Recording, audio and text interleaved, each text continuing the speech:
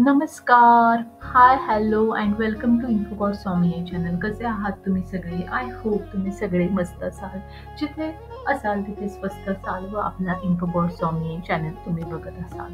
जे लोक first time इन्फोबॉट स्वामी channel बघत आहेत त्यांना मी सांगू इच्छिते की इन्फोबॉट स्वामी हा एक स्पिरिच्युअल चॅनल आहे. यावर आपण हिंदू कल्चरमधील स्तोत्र, मंत्र, ग्रंथ, उपासना घेत असतो. स्पिरिच्युअल प्लेसेसला व्हिजिट करत असतो व स्पिरिच्युअल हिलिंग देखील आपण शिकत असतो. तर आजचा व्हिडिओ तुम्ही पूर्ण बघा. आजचा व्हिडिओ हा चंपाषष्ठीवर आधारित आहे. बाकीचे पण व्हिडिओ जे अवेलेबल आहेत ऑन इन्फोबॉट स्वामी या चॅनलवर ते तुम्ही बघा. आणि जर तुम्हाला इन्फोबॉट स्वामी या चॅनल युजफुल वाटत असेल, लाईफ चेंजिंग वाटत असेल तर इन्फोबॉट स्वामी या चॅनलला तुम्ही लाईक, शेअर आणि सबस्क्राईब करा. दररोजच्या नोटिफिकेशन तुम्ही बेल आयकॉन प्रेस करून चेक करा. चला तर मग व्हिडिओमध्ये पुढे जाऊया. सध्या मार्गशीर्ष महिना सुरू आहे आणि मार्गशीर्ष महिन्याच्या शुद्ध प्रतिपदेपासून ते मार्गशीर्ष महिन्याच्या षष्टीपर्यंत देव नवरात्र, देव दिवाळी किंवा चंपाषष्ठी षडोत्सव हा आपण सर्व महाराष्ट्रामध्ये किंवा पूर्ण भारतात साजरा करतो. 21 नोव्हेंबर 2025 पासून ते 26 नोव्हेंबर 2025 पर्यंत नवरात्र षडोत्सव खंडोबाचा चालू आहे. तर 21 तारखेपासून 26 तारखेपर्यंत हे 6 दिवस हे देव दिवाळी म्हणून देखील ओळखले जातात. यामध्ये खंडोबाचे वेगवेगळे उत्सव साजरे केले जातात. प्रत्येक दिवसाला एक महत्व आहे. मार्गशीर्ष शुद्ध प्रतिपदेपासून ते मार्गशीर्ष शुद्ध षष्टीपर्यंत हा खंडोबाचा षडोत्सव किंवा खंडोबाचे नवरात्र किंवा खंडोबाची देवदिवाळी साजरी केली जाते व शेवटच्या दिवशी म्हणजे मार्गशीर्ष शुद्ध षष्टीला चंपाषष्ठी साजरी केली जाते, जी आहे उद्या 26 नोव्हेंबर 2025 ला. हो, तर चंपाषष्ठीचे महत्व काय आहे ते आपण जाणून घेऊया. तसेच देव नवरात्र एवढं प्रसिद्ध का आहे किंवा का खंडोबाच्या पूर्ण उत्सवामध्ये हा नवरात्र षडोत्सव किंवा देव दिवाळी चंपाषष्ठी महत्वाचे आहे ते आपण जाणून घेऊया. मणिमल्ल हे 2 असुर होऊन गेले पुरातन काळामध्ये आणि त्यांनी पृथ्वीवरती हाहाकार माजवला होता. लोकांना त्रास देणे, त्यांची छळवणूक करणे, त्यांना असुरी त्रास देणे असं त्यांनी बरेच काही चालवलं होतं. तेव्हा देवांनी भरपूर प्रयत्न करून विष्णूंना स्मरण केलं व ह्यातून मार्ग दाखवा सांगितलं. परंतु विष्णू असहाय्य वाटले की ते म्हणाले की मी ह्यात काही महत्व देऊन करू शकणार नाही, तर तुम्ही शिवशंकराकडे जा. तर देवतांनी शिवशंकरांची प्रार्थना केली आणि शिवशंकरांनी सांगितलं की मी पृथ्वीवरती नक्कीच एक अवतार घेईल कालभैरव रूपातला, जो खंडोबा ह्या नावाने प्रसिद्ध असेल आणि तेव्हा मणिमल्ल या असुरांचा मी वध करेल.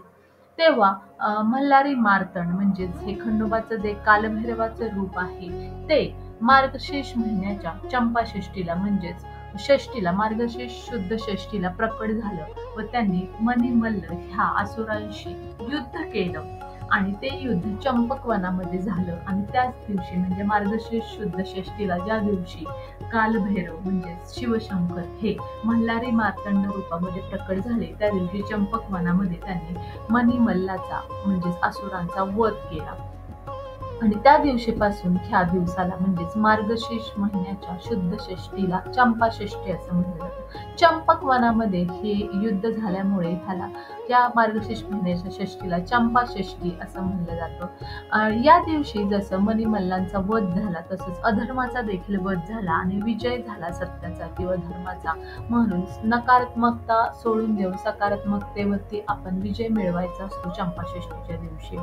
मार्गशीर्ष शुद्ध प्रतिपदेपासून मार्गशीर्ष शुद्ध षष्टीपर्यंत म्हणजे चंपाषष्ठीपर्यंत देव नवरात्र, देव दिवाळी किंवा चंपाषष्ठी षडोत्सव असा पूर्ण महाराष्ट्रात, भारतात साजरा केला जातो. कोणत्याही कालभैरवांचं मंदिर असेल किंवा ज्यांचं खंडोबा हे कुलदैवत आहे, अवघ्या महाराष्ट्राचं कुलदैवत आहे, त्यांच्या घरी घट बसवण्याचं, वांगी सड बसवण्याचा पद्धत आहे या नवरात्रामध्ये, जी ही 6 दिवस केली जाते.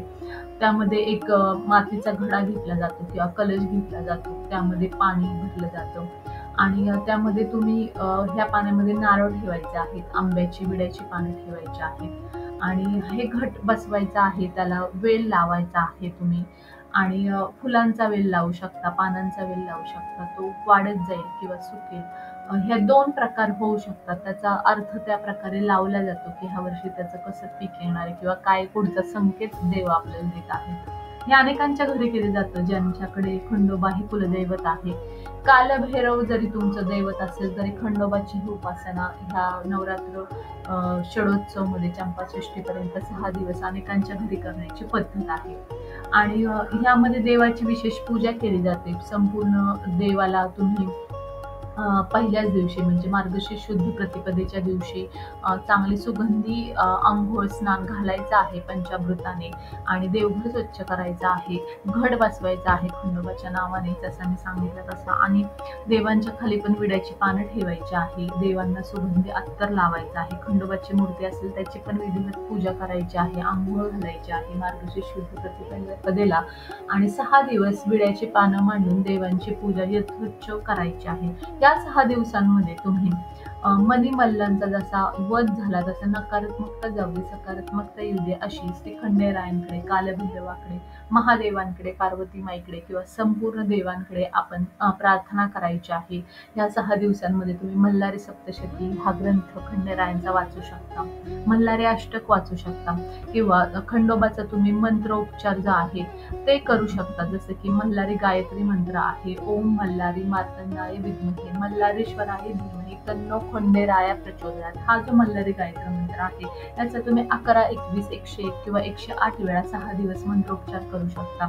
यज्ञ करू शकता किंवा खंडोबाचं मंदिर जवळ असेल तर तिथे जाऊन तुम्ही त्याला भंडारा अर्पण करून तिथे जाऊन ज्या उपासना चालू असतील त्या करू शकता, दर्शन घेऊ शकता किंवा कालभैरवाच्या मंदिरात जाऊन तुम्ही दर्शन घेऊ शकता, खंडेरायांचं स्मरण करू शकता.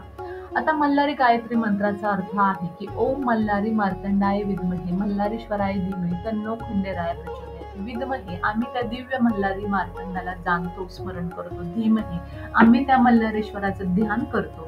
प्रचोदयात हे खंडेराया आमच्या बुद्धीला, शक्तीला, जीवनाला योग्य दिशा दे आणि तू जसं तुझ्या शक्तीने आणि महात्म्याने मनीमल्लांपासून आमचं रक्षण केलं आणि अधर्माला जसं तुम्ही उकडून टाकलं तसं ह्या काळात कलियुगात देखील अधर्म आणि नकारात्मकता उकडून टाक. आमचं रक्षण कर, आम्हाला आरोग्य दे, विजय दे, सकारात्मकता दे, चांगली बुद्धी दे. असं आपण ह्या 6 दिवसांमध्ये खंडेरायांची उपासना करून, घट बसवून, देवांची उपासना करून 6 दिवस तुम्ही खंडेरायांचे मंत्र, मल्हारी सप्तशती, मल्हारी अष्टक, मल्हारी महात्म्य हे वाचून खंडोबांना शरण जायचं आहे. कारण खंडोबा मल्हारी मार्तंड हे कालभैरवाचे एक रूप आहे आणि ते आपलं रक्षण करत आहे. त्यामुळे ह्या 6 दिवसांमध्ये आपण चंपाषष्ठीपर्यंत वेगवेगळ्या प्रकारे खंडोबांची उपासना करायची आहे, त्यांना शरण जायचं आहे आणि आपण आपल्या घरामध्ये देखील सकारात्मकता येऊ द्या, आरोग्य लाभू द्या अशी त्यांच्या चरणी शरण जाऊन प्रार्थना करायची आहे. चंपाषष्ठीची उपासना म्हणजे 6 दिवस काहींच्या घरी 6 उपवास केले जातात किंवा फक्त चंपाषष्ठीच्या दिवशी देखील उपवास केले जातं. 6 दिवसांमध्ये तुम्ही जे रोजचं अन्न आहे ते खायचं नाही, उपवासाचे पदार्थ किंवा फलाहार घेऊ शकता. त्यामुळे संकट निवारण होतं, वाईट शक्तींपासून संरक्षण मिळतं, घरातील वादविवाद कमी होतात, धैर्य, निर्णय क्षमता वाढते, आरोग्य सुधारते, नोकरी व्यवसायात प्रगती होते, नकारात्मकता नष्ट होऊन शुभ फळ मिळते आणि कोणताही निर्णय घ्यायला आपल्याला श्री खंडेरायांचा आशीर्वाद मिळतो, सकारात्मकता प्राप्त होते, आपण निर्भय बनतो. असं वेगवेगळे फायदे आहेत खंडोबाच्या नवरात्र उत्सवाचे किंवा षडोत्सवाचे किंवा चंपाषष्ठीचे. तर ही उपासना आपण प्रत्येकाने करायची आहे. जर तुम्ही ह्या 6 दिवसांमध्ये कोणतीही खंडोबाची उपासना केली नसेल तर ऍटलिस्ट खंडोबाच्या किंवा कालभैरवाच्या मंदिरात जाऊन दर्शन घ्या किंवा चंपाषष्ठीच्या दिवशी त्याचा जो मी आता मल्हारी गायत्री मंत्र सांगितला तो तुम्ही म्हणा, तुम्हाला जेवढ्या वेळा शक्य असेल. भंडारा देवांना लावा, खंडोबावरती वहा, अर्पण करा. खंडोबाला इतर गोष्टी खूप आवडतात, जसं की त्याला दावणा आवडतो, चाफा आवडतो, पांढरी फुलं आवडतात, पिवळी चाफ्याचे फुलं आवडतात, ती वहा. त्याच्यानंतर तुम्ही 4 दिवस ह्या 6 दिवसांमध्ये ती उपासना करायचीच आहे. परंतु चंपाषष्ठीच्या दिवशी एक विशेष नैवेद्य आपण करायचा आहे. जसं की चातुर्मास ह्या मार्गशीर्ष महिन्याच्या आधी 4 महिने चालू असतो. त्या चातुर्मासामध्ये आपण अनेक भाजीपाला धान्य खात नाही. जसं की आपण ह्या 4 महिन्यांमध्ये वांग्याचे पात खात नाही, कांदा खात नाही, लसूण खात नाही, त्याच्यानंतर वांगी खात नाही, त्यामुळे ह्या चंपाषष्ठीच्या दिवशी उपासना पूर्ण झाल्यानंतर खंडोबाला संपूर्ण आपण पुरणपोळीचा नैवेद्य करायचा आहे.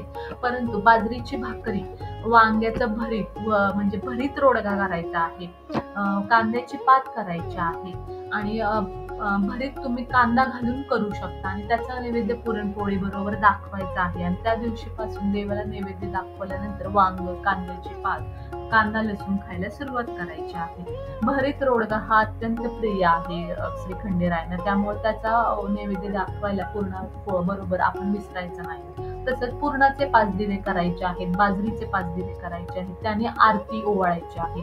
तळी भंडार भरायचा आहे, ज्यांचं कुलदैवत आहे खंडेराय त्यांनी. त्यानंतर गोंधळ तुम्हाला शक्य असेल तर करायचा आहे. गोंधळ शक्य नसेल तर तळी भंडार देखील तुम्ही करू शकता. ज्यांच्या घरी खंडेराय आहे का त्यांचं कुलदैवत आहे त्यांच्या घरी चंपाषष्ठीच्या दिवशी विशिष्ट दिवशी तळी भंडार हा भरला जातो, केलाच जातो. तळी भंडार म्हणजे नकारात्मकतेवर सकारात्मकतेचा विजय आहे. तळी भंडार म्हणजे काय हे आपण आधीच्या पण अनेक व्हिडिओज मध्ये बघितलेलं आहे. मागच्या वर्षीच्या पण चंपाषष्ठीच्या ब्लॉग मध्ये मी टाकलेला आहे इन्फोगोड स्वामी या चॅनलवरती की तळी भंडार का असतो श्री खंडेरायांना. तर तळी भंडार हा खंडेरायांचा आहे. या दिवशी तळी भंडार भरून श्री खंडेरायाचे स्मरण केलं जातं. येळकोट येळकोट जय मल्हार म्हणलं जातं. त्यांच्या चरणी शरण केलं जातं आणि तळी जी आहे ती भरभरून आपल्याला देव देव असं पूर्ण आपण त्यांची चरणी शरण जाऊन मागणी केली जाते. आणि खंडोबाला आपण त्याने जसं मनी मल्लांचा वध केला त्याचा आपण जय जयकार करायचा असतो, येळकोट येळकोट जय मल्हार म्हणायचा असतो आणि खंडोबाचा आपण गुणगौरव करायचा असतो तळी भंडार भरून आणि सकारात्मकता मिळते अशी प्रार्थना करायची असते. गोंधळ जर शक्य असेल तर तो तुम्ही घालू शकता गोंधळ ह्या दिवशी, किंवा जिथे घातला जातो खंडोबाचं मंदिर असेल, कालभैरवाचं मंदिर असेल किंवा ज्या मंदिरात गोंधळ घातला जाईल खंडोबाचा तिथे जाऊन तो ऐकायचा आहे.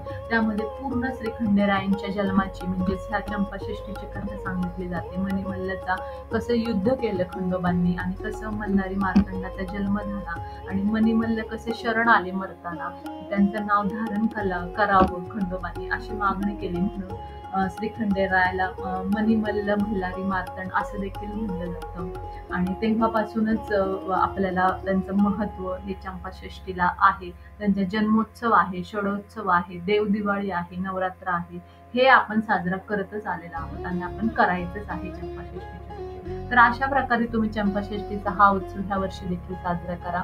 जे मंत्र सांगितल्या, उपासना सांगितल्या त्या करा.